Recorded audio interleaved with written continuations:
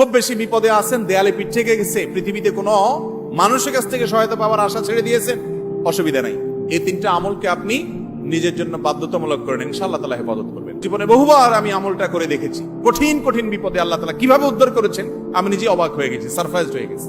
নবী করিম সাল্লাল্লাহু আলাইহি ওয়াসাল্লাম বলেছেন, তার যে কোনো বিপদ থেকে বের হওয়ার জন্য আল্লাহ তাআলা নিজে পথ দেখায় দেন। এমন ভাবে পথ দেখাবেন সে কল্পনাও করবে না। বহুবার আমল করে দেখেছি আমি, হাতে হাতে পেয়েছি আলহামদুলিল্লাহ। কোন বিপদে পড়লে দোয়া ইউনুস খতম করে দোয়া করা যাবে কিনা? দোয়া ইউনুস এটা যে কোনো বিপদে পড়াটা হাদিস এবং কোরআন উভয়টি দ্বারা প্রমাণিত। কোরআনে কারীমে আল্লাহ রাব্বুল আলামিন বলেছেন, ওয়া কাযালিকা নুনজিল মুমিনিন।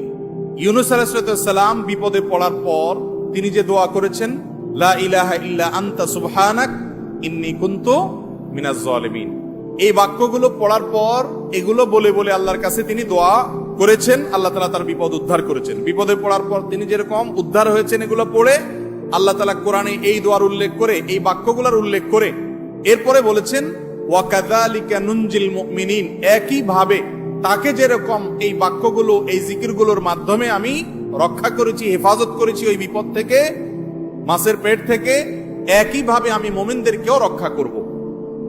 নবী করিম সাল্লাল্লাহু আলাইহি সাল্লাম বলেছেন যে ইউনুস ইবনে মাত্তা তিনি যে এই বাক্যগুলো দিয়ে আল্লাহর কাছে বিপদ থেকে উদ্ধারের পথ খুঁজে পেয়েছেন, সেগুলো তোমরা পড়বে তোমাদের বিপদে আপদে। এজন্য বিপদ আপদ, বিশেষ করে কঠিন বিপদে আপনি যদি পড়ে যান তাহলে মুক্তি লাভের জন্য দোয়া ইউনুস বেশি বেশি পড়বেন। এর পাশাপাশি আরো দুটি আমলের কথা বলতে পারে, যেটা আমার জীবনে বহুবার আমল করে দেখেছি আমি, হাতে হাতে পেয়েছি আলহামদুলিল্লাহ। এক নম্বর হলো দোয়া ইউনুস, আরেকটা হলো ইস্তেগফার।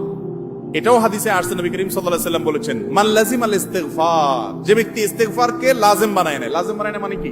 মানে পড়তেই থাকে, থামে না।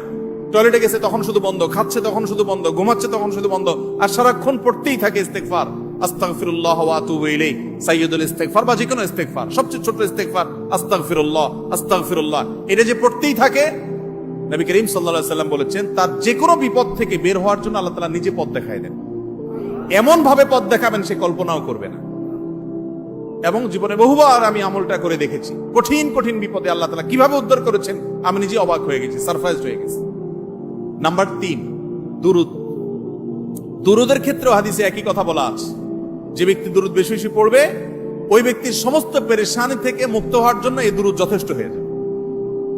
তাহলে 3টা আমলের কথা বললাম, দোয়া ইউনুস, লা ইলাহা ইল্লা আনতা সুবহানাকা ইন্নী কুনতু মিনাজ জালিমিন, আরেকটা হলো ইস্তেগফার বেশি বেশি, আরেকটা হলো দুরুদ।